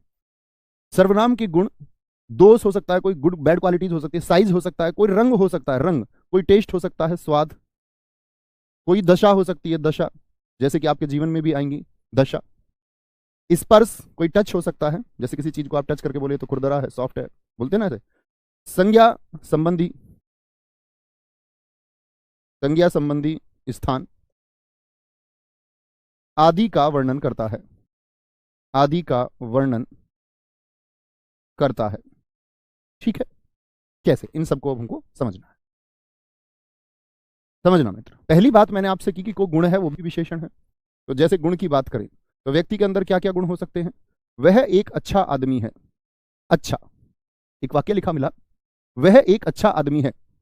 यहां देखना, मैंने बोला वह एक अच्छा, क्या बोलेंगे? वह एक अच्छा आदमी है। बताइए जरा, इसमें मैं पूछूं कौन सा विशेषण है? अब आप कहेंगे जी संख्यावाचक, बहुत सारे मेरे मित्र एकदम से भाग लेंगे, कहेंगे कि भैया संख्या आ गई, संख्या आ गई, संख्या आ गई। वाक्य का भाव देखिए पहले, वह अच्छा आदमी है, वह एक अच्छा आदमी है। एक का तो कोई अर्थ बनता ही नहीं, एक ना भी इस्तेमाल हो तब भी कोई बात नहीं। वह अच्छा आदमी है, तो तारीफ किसकी की जा रही है? विशेष्य। मैंने आपको बताया जिसके बारे में बात हो, संज्ञा शब्द वही विशेष्य। और विशेषण यहां पर है क्या? विशेषण यहां पर है क्या? अच्छा। तो अच्छा को आप गिन सकते हैं, अच्छा को आप माप सकते हैं। यहां सर्वनाम का पड़ोसी आप कहेंगे जी संज्ञा शब्द, या मैं बोलूं आप इसको गुणवाचक में रखेंगे। गुणवाचक में 3 विकल्पों की बात कर रहा हूं मैं, अभी सार्वनामिक विशेषण आपको दे ही नहीं रहा। सार्वनामिक विकल्प में आएगा तो बात बदलेगी। मुझे बताएं कौन सा कहेंगे? आदमी कैसा है? अच्छा है, आदमी की तारीफ की जा रही है। यहां पर मैं 3 विकल्पों में इसलिए से पूछ रहा हूं क्योंकि सार्वनामिक जैसे ही मैं लिख दूंगा तो फिर सार्वनामिक से बात नहीं बनेगी, क्योंकि सर्वनाम का पड़ोसी संज्ञा हो गया, एक व्यक्तिवाचक संज्ञा है। तब मुझको वाक्य बनाना पड़ेगा ये ठीक बदल के, क्या? अगर मैं एक ही उत्तर इससे चाहता हूं, वह अच्छा आदमी है, तब आएगा, तब हमारा। ठीक है, आगे आएंगे। तो गुण में क्या होता है? अच्छा। इस तरह वाक्य बोलना, दयालु से एक वाक्य बोलिए मित्र, सिर्फ मन में, कमेंट सेक्शन की आवश्यकता ही नहीं है। इससे दूर रहा करो। ईमानदार व्यक्ति है, वह ईमानदार व्यक्ति है, यानी कुछ क्वालिटीज हों। वह सच्चा या सत्यवादी इंसान है, ऐसे बोल सकते हैं। वह सच्चा या सत्यवादी, अब मैं बोल दूं वह वह सीधा लड़का है, तो ये क्या हो गए, उसके गुण हो गए, गुण हो गए। मैंने कहा दोष भी बताए जाएंगे, तो दोष क्या है, वह लालची है, लालची, लालच दोष है। वह बेईमान है, बेईमान क्या बोलोगे, बेईमान हो सकता है। डरपोक हो सकता है, ये भी एक दोष ही है, ठीक है। कायर हो सकता है, कायर, वह बहुत कायर है। घमंडी, घमंडी, घमंडी होना एक क्या है, व्यक्ति का दोष है, घमंडी, ठीक है। दोष के बाद में क्या बोला, आकार, आकार वाला क्या बोलेंगे, आकार। जैसे मैं बोल दूं यह मैदान चौकोर है, तो एक आकार की बात कर रहे हैं, आकार चौकोर है, ठीक है। जैसे मैं बोल दूं ये आपका गोल है, या मैं बोल दूं यह मैदान वर्गाकार है, यानी जिसकी चारों भुजाएं बराबर हो। तो यह मैदान आयताकार है, आयताकार से अर्थ क्या होता है, जानते ना सारे, आप तो मैथ के स्टूडेंट है तो जानते ही होंगे, आयताकार जिसकी आमने सामने की भुजाएं क्या हो, बराबर हो। तो कोई भी जो आकार है आपका, कोई भी आकार, लंबा हो सकता है, लंबा किसी वस्तु के आकार की बात कर रहे हैं, यह तो लंबा है व्यक्ति, कोई चौड़ा है, या किसी को हम कहने लग जाए नुकीला है, नुकीला, एक साइज हो गया, ये आकार हो गया, आकार हो गया। रंग जितने भी होंगे मित्र आपके, नीला, पीला, हरा, काला, सफेद, नीला, पीला, हरा, काला, काला आदि हो जाएंगे। स्वाद, स्वाद कोई चीज कड़वी हो सकती है, स्वाद में खट्टा हो सकता है कोई चीज, यह अमरूद खट्टा है, ऐसे थोड़ी बोलेंगे यह खट्टा अमरूद है, यह अमरूद खट्टा है, तो सार्वनामिक विशेषण हो जाएगा, क्योंकि सर्वनाम का पड़ोसी संज्ञा शब्द हो गया। तो क्या बोलना पड़ेगा, यह खट्टा अमरूद है, यह खट्टा अमरूद है। सार्वनामिक विशेषण बनने से वाक्य को आपको हमेशा बचाना होगा, नहीं तो कहना भैया ये तो सार्वनामिक हो गया, ठीक है। कड़वा हो गया, खट्टा हो गया, मीठा हो सकता है मित्र, फीका भी एक स्वाद ही है। आप कहेंगे फीका तो स्वाद नहीं होता, लेकिन वो स्वाद की ही एक श्रेणी है। नमकीन, नमकीन स्वाद के संदर्भ में ही है। दशा, दशा, दशा में क्या होगा आपका, जैसे आपकी तरुण अवस्था रही, तरुण, किशोर अवस्था कह सकते हैं, युवा अवस्था कह सकते हैं, जवान कह सकते हैं, जवान, बूढ़ा कह सकते हैं, बूढ़ा, बूढ़ा, ठीक है, बूढ़ा हो गया। दशा के बाद में आपका स्पर्श, यानी कोई टच, किसी चीज की आप तारीफ करें, ऐसे बोले यह तो बहुत सॉफ्ट है, मुलायम है, यह तो बहुत कठोर है, यह फर्श बहुत कठोर है, ठीक है। यह बहुत चिकना फर्श है, चिकना, ठीक है, यह बहुत चिकना फर्श है, यह बहुत खुरदरा फर्श है, खुरदरा। क्या बोलोगे, यह बहुत गर्म चाय है, गर्म बोल देंगे। यह बहुत ठंडी चाय है, ठंडी बोल देंगे, ठंडी बोल देंगे, ठीक है, ठंडी बोल देंगे। सर नुकीला को क्या हम स्पर्श में नहीं ले सकते, नहीं, नुकीला एक आकार होता है किसी में भी। बच्चे जब एजेस की बात होती है, जब लाइन की बात होती है, तो साइज बोलते हैं, साइज। स्पर्श में साइज नहीं होता है, size not matters in touch, it's matters in size. Like any ages, मतलब कि कहीं पर जहां किनारे की बात हो या लाइन की बात हो, आप लोग रेखा को पढ़ते होंगे गणित में, रेखा का मतलब ही क्या हुआ, जैसे एक गोला आप बनाते हो तो वहां पर भी एक रेखा है, आयत एक रेखा है। नुकीला क्या बताता है कि उसकी शार्प एजेस हैं, ऐसे नुकीला है, ऐसे ही तो कोई भी चीज नुकीली होगी, चाकू है जैसे, नुकीला हो जाएगा। तो जहां लाइन की बात हो, इसमें कहीं लाइन की बात नहीं होती, इसीलिए नहीं रखते नुकीला को यहां, कोई दिक्कत। स्पर्श, संज्ञा संबंधी जितने भी नाम आएंगे, इसी को बहुत सारे मैंने आपको बताया था कि इनको व्यक्तिवाचक विशेषण में रखने लग गए हैं कुछ लोग, लेकिन अभी मूल रूप से नहीं रखेंगे। तो क्या बोलेंगे, जगह के नाम पर, जैसे बनारस एक जगह है, तो बनारस में कौन सी संज्ञा है जरा बताना, तो आप कहेंगे भैया बनारस में स्थान व्यक्तिवाचक संज्ञा होगा, व्यक्तिवाचक संज्ञा होगा, यानी बनारसी हो गया। लखनऊ के लिए बोल देंगे लखनवी, लखनवी। फिरोजाबादी, फिरोजाबादी चूड़ियां बोल देंगे, फिरोजाबादी चूड़ियां, ठीक है। या जोधपुरी जूतियां कह सकते हैं, बहुत प्रसिद्ध है, जोधपुरी, जोधपुरी। स्थान बोल दे चीनी, चीनी व्यक्ति, भारतीय व्यक्ति।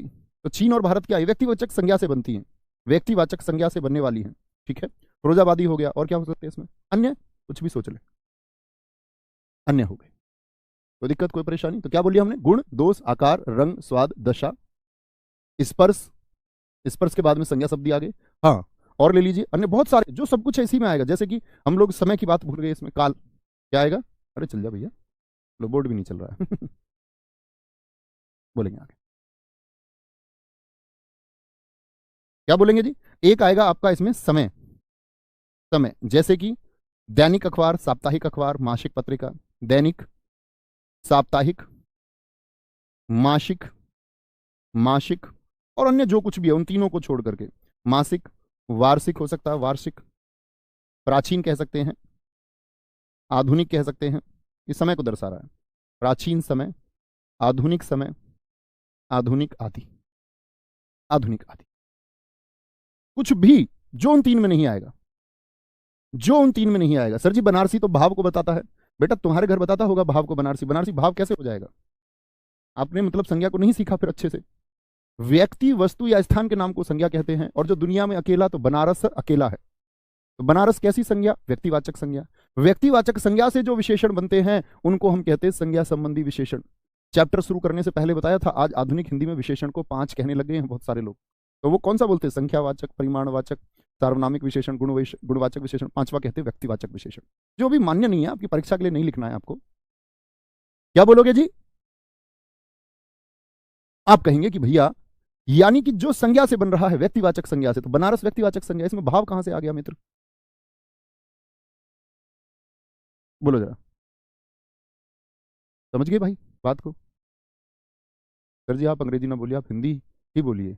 अरे भाई साहब मैं बोल भी नहीं सकता, मैं हिंदी ठीक से नहीं बोल पाता। आ गया, कोई दिक्कत, कोई परेशानी? कोई दिक्कत है? अच्छा, यहां तक की बात में किसी को कोई परेशानी? एक बच्चे ने कहा है सर वीर को किस में रखें? बेटा आप सोचो, ये वीर शब्द है। अन्य कोई प्रश्न मत पूछना, अपने घर कॉपी पे दिमाग लगाना थोड़ा सा। विनोद चौहान जी, विनोद चौहान जी, ये दर्शाता है कि आप ग्रेजुएट तुक्के से हुए हैं मित्र। मजाक कर रहा हूं, समझना, हो सकता है डाउट। तो वीर को आप गिन सकते हैं क्या? सोचे आप, एक वाक्य बना लीजिए वीर से कोई भी। जैसे मैंने बोल दिया वह बहुत वीर है, वीर है, तो इसको गिन लोगे क्या वीर को? या इसको तोल लोगे क्या इसकी वीरता को? या ये इसका गुण हो गया? तो आप क्या बोलेंगे? भैया ये इसकी क्वालिटी को दर्शा रहा है, तो गुणवाचक। इस वाक्य में सिर्फ एक परिवर्तन और हो सकता है कि मैं कह दूं वह आदमी बहुत वीर है, तो सर्वनाम का पड़ोसी संज्ञा, तब ये सार्वनामिक विशेषण हो जाएगा। समझे? मेरी बात समझ में आई मित्र?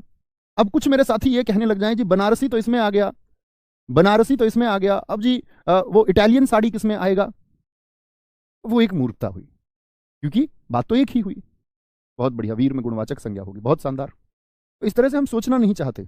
सोचना है भाई साहब आपको, ये सोचना ही होगा। ये सोच लो कि संख्यावाचक में चला जाएगा क्या? अच्छा नहीं जाएगा भैया। परिमाण में नाप तोल लूं क्या इसको? मैं कह दूं वह बहुत कायर है, वह बहुत कायर है, तो कायर को क्या तुम गिन लोगे, उसकी कायरता को? क्या भाई साहब आप कायरता को माप लेंगे? तो क्या बोलेंगे? भैया कायरता गुण दर्शा रही। कोई दिक्कत, कोई परेशानी? आ गया। इतनी बात समझ में आई?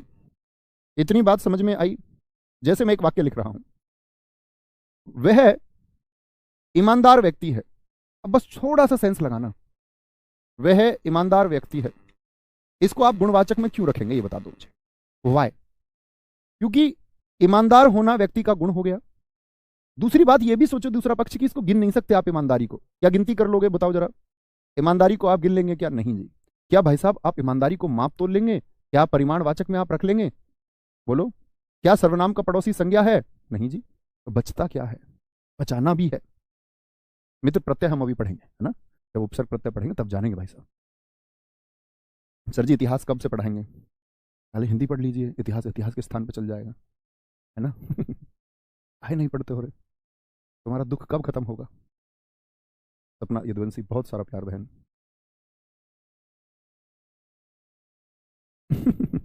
भैया लाडला को कहां पर रखेंगे आप सोचो। अब मुझे तो नहीं पता भाई, मैं तो जितना रटा रटाया जानता था उतना मैंने तुमको बता दिया। मैं तो इतना ही रटा हुआ है मेरे, मैं इससे ज्यादा जानता ही नहीं।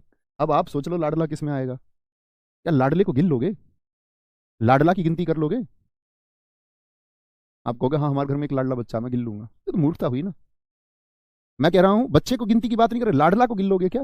आप कहोगे हाँ भैया हमारे घर में 2 लाडले बच्चे, तो आप बच्चों की गिनती कर रहे हैं, लाडला को गिन लोगे क्या? नहीं जी, अब समझे भैया। नाप तोल लोगे क्या लाड को, प्रेम को? जब तक संख्या नहीं आएगी तब तक बात नहीं होगी निश्चित। ठीक है, समझे? बहुत बढ़िया। तो बात क्लियर हुई? और जिसके अभी भी क्लियर नहीं हो तो भैया फिर नर्सरी में एडमिशन कराएंगे फिर से शुरुआत से, तो बड़ी दिक्कत होगी। अब आते हैं विशेषण की अवस्थाएं। विशेषण की अवस्थाएं, मैं ये सोचता हूं कि वो अध्यापक आपसे जिस किसी से पढ़ते होंगे, जो पढ़ा के आगे बढ़ जाते होंगे बस एक बगैर आपके डाउट लिए, आप कैसे सीख पाते होंगे? तुम्हारे तो दिमाग में उलझन हो जाती होगी है? कि पढ़ाया और खत्म किया। क्या बोलेंगे जी? समझ गए? विशेषण की अवस्थाएं पूछ लेता है, कितनी अवस्थाएं होती हैं? तो मित्र लिखना विशेषण की, भाई साहब विशेषण की कुल 3 अवस्थाएं होती हैं। कितनी अवस्थाएं होती हैं? कुल 3 अवस्थाएं होती हैं। यूपी पुलिस कांस्टेबल और यूपीएसआई, मतलब बहुत अच्छा प्रश्न पूछा गया था यूपी कांस्टेबल में, तो एक 49,568 की जो वैकेंसी थी। विशेषण की कुल 3 अवस्थाएं होती हैं। देखेंगे कौन कौन सी 3 अवस्थाएं होती हैं। एक होती है मूल अवस्था, जिसको हम मूलावस्था कहते हैं। ये मूल अवस्था है, मूल अवस्था। एक आपकी उत्तर अवस्था होती है, उत्तर अवस्था, उत्तरावस्था, उत्तर धन अवस्था बराबर उत्तरावस्था, उत्तम धन अवस्था बराबर उत्तमावस्था। एक उत्तमावस्था होती है, यानी उत्तम अवस्था होती है, यानी कि जो हम डिग्री पढ़ते हैं, आप लोगों ने पढ़ा होगा, ठीक है। ये क्या होती है? उत्तर, कंपैरिजन, कंपैरेटिव डिग्री, इंग्लिश वाले सुनो। उत्तम अवस्था यानी सुपरलेटिव डिग्री। डिग्रीज पढ़ते हो ना आप एडजेक्टिव की, वही है। मूल अवस्था क्या है, याद रख लेना, जब किसी से कोई तुलना ना हो, जब किसी से कोई तुलना ना हो, नो कंपैरिजन, न हो। जैसे मैं एक वाक्य लिखता हूं, नीम कड़वा है, नीम कड़वा है, नीम कड़वा है। क्या मैंने नीम की तुलना अभी किसी से की? क्या मैंने नीम की तुलना अभी किसी से की? आप नहीं कहेंगे नहीं। जब जब किसी दूसरे से तुलना हो, दूसरे से, किसी दूसरी चीज से, जब किसी दूसरे से तुलना हो, नीम की तुलना कीजिए किसी एक चीज से। जैसे मैं बोल दूं, तुलना कर लेते हैं, नीम करेले से कड़वा है। अब ये ना कहने लगना नहीं जी करेला कड़वा, वह एक तुलना है सिर्फ। नीम करेले से कड़वा है। अभी मैंने तुलना किसकी किसकी कर दी? नीम की और करेले की। दो के बीच में तुलना हो गई, दो के बीच में तुलना हो गई। और उत्तम अवस्था क्या होगी भाई साहब? जब सभी से तुलना की जाए। किससे? सभी से तुलना की जाए, यानी सब से तुलना की जाए। सभी से का मतलब क्या है? जैसे मैं बोल दूं नीम सबसे कड़वा है, यानी कि अब सारी कड़वी चीजों की बात हो गई। नीम सबसे कड़वा है, यानी सारी कड़वी चीजों की बात हो गई, बात हो गई। सर जी ईमानदारी तो भाववाचक संज्ञा है। बेटा ईमानदारी नहीं बताया, ईमानदार बताया है। अभी चलो उस बात को भी, डाउट को भी दूर करेंगे। कह रहे सर जी वो तो ईमानदार तो भाववाचक संज्ञा, आपने विशेषण क्यों मान लिया? अब ढक्कनो है, तुम्हें बनाएंगे दरोगा। अभी पहले ये सीखो, राम, राम ईमानदार है। क्या मैंने तुलना की भाई साहब किसी से? आप कहेंगे नहीं। अंतिम 10 मिनट में आपके डाउट लेंगे, ठीक है, तब बोलना ये जो कुछ भी आप बोल रहे हैं, क्या सीखना चाहते हो। राम ईमानदार है, राम हरीश से ज्यादा ईमानदार है। क्या बोलोगे? बनाओ वाक्य, आप भी बनाओ, कुछ भी लिख सकते हैं। ऐसा नहीं है कि जो मैं बोर्ड पर लिख रहा हूं वही आपको लिखना है, अपना वाक्य लिख सकते हैं, उससे ज्यादा अंतर आएगा। राम हरीश से ज्यादा ईमानदार है। आगे आएंगे, मैं बोलूं राम सबसे ईमानदार है, सबसे ईमानदार, इसका मतलब जितने भी ईमानदार लोग हैं उन सभी में सबसे ईमानदार है। यहां देखें, राकेश होशियार है। किसी से मित्र कोई तुलना? आप कहेंगे नहीं भैया, सिर्फ उसकी क्वालिटी बता दी कि होशियार है। लेकिन मैं बोल दूं राकेश मोहन से होशियार है, राकेश मोहन से होशियार है, तो यहां पर मित्र एक तुलना पैदा हो गई इन्हीं दो के बीच में। लेकिन मैं बोल दूं राकेश कक्षा में सबसे होशियार है, पूरी कक्षा की बात हो गई। तो पूरी कक्षा की बात हो गई, तो आप क्या बोलेंगे भाई साहब कि भैया ये तो सभी में की बात हो गई, यानी पूरी कक्षा में, सभी में। बात समझे? एक बार थम्स अप करके बताएं, क्या इतनी बात में कोई दिक्कत? मैं बोलूं सिद्धि सुंदर है, कोई तुलना? आप कहेंगे नहीं, कोई तुलना नहीं। सिद्धि नवीन से सुंदर है, इसका मतलब क्या हुआ? एक तुलना हो गई, एक तुलना हो गई। मैं बोलूं बहुत ज्यादा। मैं बोल दूं सिद्धि सबसे सुंदर है, तो इसका मतलब क्या हो गया? कि सभी में तुलना हो गई, सभी में, सभी में, सबसे। कोई दिक्कत, कोई परेशानी? समझे बात को? इसी अवस्था को हम कहते हैं मित्र आपका क्या? जैसे, अब जरूरी नहीं है हमेशा वाक्य हो। जैसे मैं बोल दूं एक शब्द हो गया उच्च, बोले उच्च का उत्तर अवस्था क्या होगा, तो उत्तर का मतलब ही है तर जोड़ दो बस, उच्चतर। और तम का मतलब क्या होता है, उत्तम का उच्चतम, यानी वह अगर मैं बोलूं माउंट एवरेस्ट उच्चतम शिखर है, इसका मतलब वो सबसे ऊंचा शिखर है, उससे ऊंचा फिर कुछ नहीं है, उससे बड़ा कुछ नहीं है। ठीक है, उच्च हो गया। जैसे निम्न बोल दे, निम्न, निम्न का आप बताइए क्या हो जाएगा, निम्न का क्या बना सकते हैं, तीव्र का क्या बना सकते हो आप, तीव्र का उत्तर अवस्था बनाइए और उत्तम अवस्था बनाइए। तेज का बनाइए, तेज का। चतुर का बताइए, चतुर का क्या होगा, सीखना है यहां से। मोटा का बना दीजिए विशेषण की अवस्था, मोटा, कोई भी शब्द आप ले लीजिए। निम्न का क्या बन जाएगा जी, निम्नतर बन जाएगा, निम्नतर, निम्नतर, निम्नतर। और उत्तम अवस्था क्या होगी, निम्नतम होगी, निम्नतम। कोई दिक्कत। तीव्र का क्या होगा, तीव्रतर होगा, तीव्रतर, तीव्रतर और तीव्रतम, तीव्रतम, तीव्रतम। सर सिद्धि कौन, ऐसे जस्ट एक रूट नाम है भाई, वो थोड़ा ऐसे बन जाता है, एक नाम पैदा किया हुआ है खुद से, स्वयं से।